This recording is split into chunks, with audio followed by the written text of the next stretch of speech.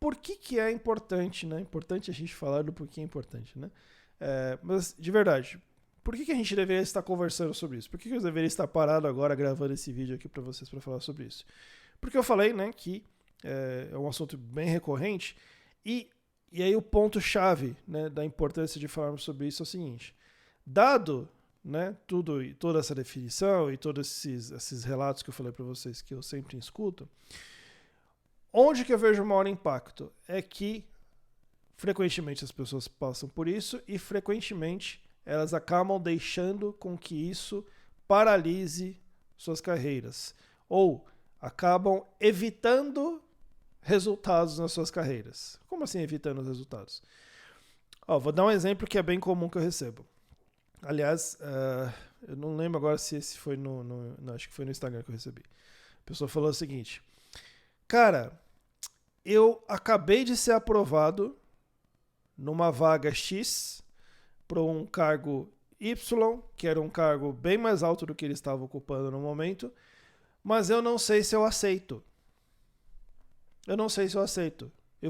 Olha só, a pessoa foi, ela fez entrevistas, ela fez testes, ela fez avaliações, ela passou, e nesse caso foi bem assim mesmo, passou por N passos, foi aprovada. Aí ela fala, não sei se eu aceito porque eu não sei se estou preparado. É esse tipo de resultado que a síndrome do impostor pode causar na pessoa. E nesse caso, bem claro, porque a pessoa mesmo está falando que ela teve o resultado. Ela teve as habilidades dela avaliadas, ela teve as competências dela avaliadas, ela teve os conhecimentos dela avaliados, e o resultado foi que ela foi julgada apta a ocupar aquela posição por quem estava recrutando para aquela posição. E perceba que quem está recrutando tem uma expectativa em relação a habilidades, a competências, a conhecimentos, a comportamentos.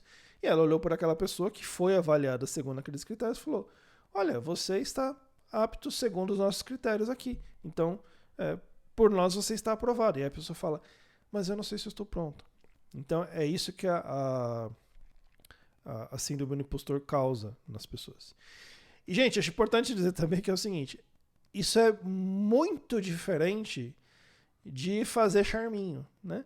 E aí, se vocês frequentam, por exemplo, o Twitter, vocês veem muita gente fazendo charminho no Twitter. O que é o charminho, né? Ai, eu estou hoje com o síndrome do impostor, gente. Ai, eu não sei. Olha só a síndrome do impostor. Olha esse resultado que eu obtive, mas a minha síndrome do impostor. Na verdade, o que a pessoa quer é confete. É completamente diferente, gente. A pessoa que realmente está passando por isso, ou ela não fala com ninguém sobre o assunto, ou ela fala com pessoas que ela realmente confia. Tá? Então, por exemplo, os exemplos que eu dei. Eu ouvi sobre isso numa mentoria, né, melhor, dentro do meu grupo de mentoria, e não foi numa sessão de mentoria. Foi num e-mail que eu troquei com o mentorado, desculpa. Foi num e-mail que eu troquei com ele, ele me falou sobre isso. O outro caso que eu falei foi uma pergunta que eu recebi no Instagram que a pessoa, ela, assim, eu vi que é o perfil da pessoa, mas a pessoa não se expõe publicamente. Então a pessoa que realmente está sofrendo com isso, está sentindo isso e realmente percebeu que aquilo está parando ela não fica falando, ai gente, me ajuda, olha só, eu fui tão bem nisso, mas eu não me sinto... É charminho, tá bom? É charminho. Então vamos lá. Beleza, falei do porquê é importante, falei da definição. Agora, gente, eu tenho alguns exemplos, inclusive, de pessoas, e aí, assim, são pessoas que eu conheço, e claro que eu não vou expor elas publicamente aqui, mas vou dar alguns exemplos de situações em que isso está muito presente e que podem, né, de novo, parar a pessoa de obter resultados. Falei rapidamente agora sobre ele, né, que é de um e-mail que eu troquei com um mentorado meu. E qual que é o caso dele? Ele é um cara fantástico. Ele é um cara super experiente. Ele é um cara que, puxa, ele conhece pra caramba, sabe? Não tem o que falar do cara. Assim. E o cara é gente boa, né? Pessoa do bem. E na empresa dele, ele está sendo demandado de que, poxa, por ser alguém tão capacitado, não demandado no ponto de vista de cobrado, mas assim, cara, olha só, você pode exercer um papel de liderança na equipe, né? Você pode, com a sua bagagem, a sua experiência, influenciar essa galera a, ter as atitudes que você tem, ter as posturas que você tem, ter as abordagens técnicas que você tem. Então, assim, seria bacana para a empresa se você exercesse esse papel dentro do grupo. E aí ele escreveu com essas linhas mesmo. E no fim das contas, eu me sinto uma fraude, né? Na cabeça dele se eu exercer esse papel, né, tentar exercer esse papel, alguém vai uma hora descobrir que eu sou uma fraude. E ele não é nem de longe uma fraude. Ele é um cara top, um cara bacana, um cara bom. Não tem o que falar. E a empresa já percebeu isso. E eu, como mentor, percebo isso. E ele até ouve a gente falando isso. Mas não interioriza, não conseguiu interiorizar ainda. Né? Então ele não conseguiu realmente entender que, poxa, existe, né, esse reconhecimento, existe essa evidência de que sim, é uma pessoa fantástica e que pode trazer muito mais resultados para si mesmo. E esse é o ponto, né, no caso dele, e eu venho falando já sobre isso aqui. Ao se sentir paralisado, né, por essas possibilidades, dadas suas habilidades que são reais, ele provavelmente está deixando de colher resultados reais também.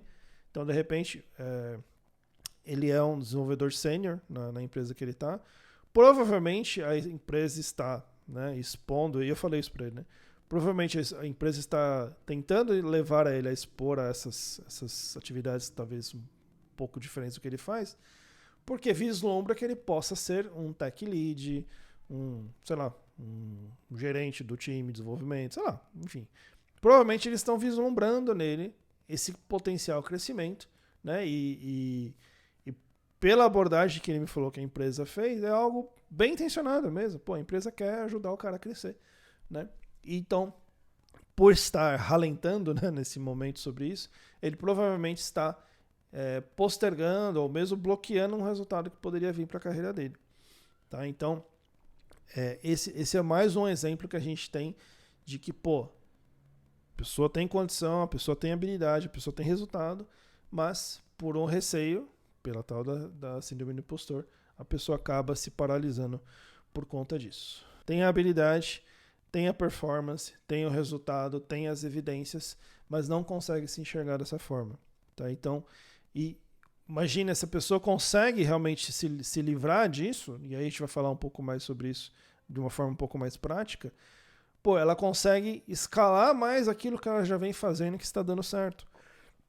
Consegue levar esses resultados que ela obteve até agora em níveis muito maiores do que aquilo que ela chegou, ainda estando com medo. Então imagina se não tivesse medo, imagina se não tivesse receio, imagina se não tivesse barreiras. Então é isso que a síndrome do impostor acaba causando naqueles profissionais que estão realmente lidando com ela neste momento.